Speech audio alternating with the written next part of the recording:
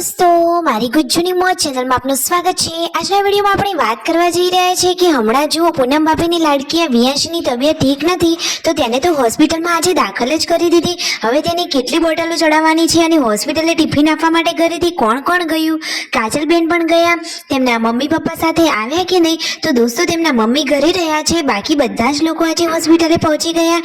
તો જુઓ કાજલબેન પણ આ ગાડીમાં આવ્યા હતા આજે હોસ્પિટલે।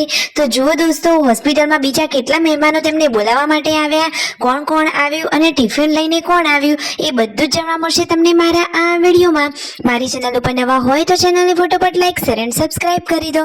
Full video in Thakor family blog channel દોસ્તો ફૂલ વિડીયોની લિંક ડિસ્ક્રિપ્શનમાં મૂકેલી છે, ત્યાંથી તમે આખો વિડીયો વોચ કરી શકો છો। આવી ટૂંકી ટચુકડી લાઈવ લેટેસ્ટ ટ્રેન્ડિંગ માહિતી મેળવવા માટે કરી દો મારી ચેનલને ફટાફટ સબસ્ક્રાઇબ। તો ચાલો દોસ્તો હવે વધારે રાહ ન જોડાવતા આપણે વિડીયોની શરૂઆત કરી દઈએ।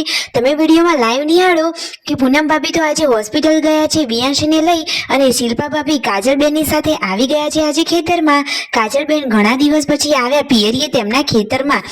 જુઓ તેમને તો આજે ઘણા સમય પછી ખેતરમાં આંટો માર્યો અને આ બાજુ જુઓ ડોક્ટર આવી ગયા છે, વિયાંશીનું ચેકઅપ કરી દીધું છે અને રિપોર્ટ ચેક કરી હવે જે દવા લખી આપી એ રાકેશભાઈ લઈને આવી ગયા।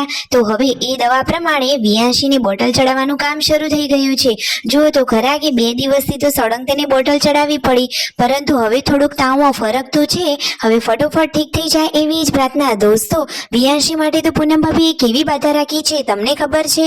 એમને તો માતાજીની બાધા પણ રાખી છે અને પોતે પણ એવી માનતા રાખી છે કે જ્યાં સુધી વિયાંશીને સરખું નહીં થાય ત્યાં સુધી તેઓ બેસીને જમશે નહીં, એટલે કે તેમને તો ઊભા જ ખાવાનું। અને જુઓ વિયાંશીને બોલાવવા માટે તેના વાલા મામા આવી ગયા છે। મામાને તો જ્યારે ખબર પડી ત્યારે તરત જ તે તો દોડી પરિવાર સાથે આવી ગયા। તો ફાઇનલી જુઓ આજે શિલ્પા ભાભી અને રાકેશભાઈ બપોરનું ટિફિન લઈ અને હોસ્પિટલે પહોંચી ગયા છે અને પૂનમ ભાભી વિયાંશીનું ધ્યાન રાખી રહ્યા હતા। હવે વિયુને કંઈ ખવડાવવું તો પડે ને, તો વિયાંશી તો કશું ખાવાની જ ના પાડે છે। હવે પૂનમ ભાભીએ તો આવી માનતા રાખી છે, તો હવે તેઓ કઈ રીતે ખાશે? તો જુઓ એ તો હોસ્પિટલમાં અહીંયા આ કોર્નર ઉપર ઊભા રહીને ખાશે અને વિયાંશી તો જુઓ સૂતી છે, એ તો કશું જ ખાવાની ના પાડે છે। શિલ્પા ભાભી તેના માટે દાડમ એવા બીજા ઘરના ફ્રૂટ લાવ્યા છે। જુઓ પૂનમ ભાભી અહીંયા આ રીતે ઊભા રહીને જમી રહ્યા છે। દીકરી માટે માતા કેટલું કરી શકે છે જુઓ તો ખરા દોસ્તો। અને માતાજી હવે પૂનમ ભાભીની આ પ્રાર્થના સાંભળવી જ પડે, સાચી વાત ને? હવે જુઓ પૂનમ ભાભીના ભાઈ ભાભી તેમની ભત્રીજી બધા જ લોકો વિયાંશની ખબર કાઢવા પૂછવા આવી ગયા છે। તો જુઓ મામા ભાણીને કેટલો લાડ લડાવી રહ્યા છે અને વિયાંશીની હવે એક બોટલ પૂરી થઈ, થોડીક વાર તેને હરવા ફરવાની ડોક્ટરે રજા આપી છે। તો શિલ્પા ભાભી અને રાકેશભાઈ તેને લઈને નીચે આવ્યા। પછી રાતનો ટાઈમ થયો તો કાજલબેન, તેમના પપ્પા, પાર્વતી ભાભી બધા જ લોકો આવી ગયા છે રાતનું ટિફિન લઈને હોસ્પિટલે।